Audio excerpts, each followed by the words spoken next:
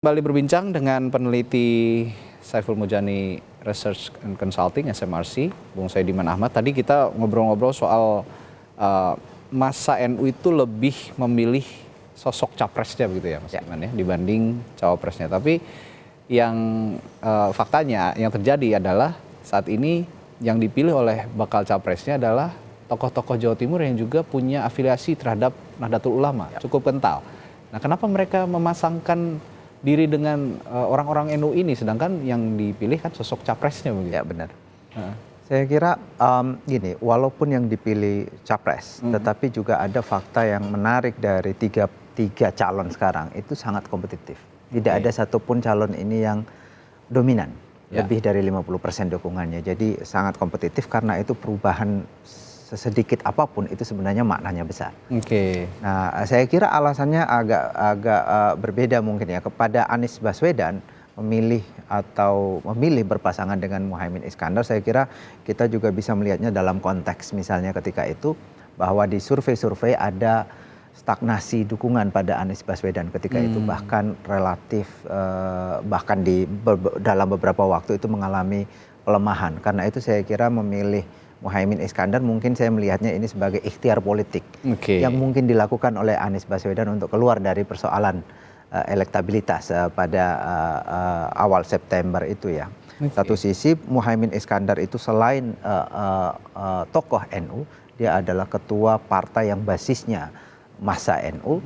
Saya kira diharapkan di sana kemudian massa ini bisa masuk, karena sebelumnya Anies Baswedan cukup lemah di basis massa NU juga Jawa Timur. Yang kedua, dengan menggandeng Muhaimin Iskandar, dia adalah tokoh partai yang merupakan pendukung pemerintah. Mungkin juga Anies Baswedan mengharapkan dukungan dari massa pendukung atau yang memiliki tingkat kepuasan terhadap kinerja pemerintah, yang sebelumnya juga sangat lemah.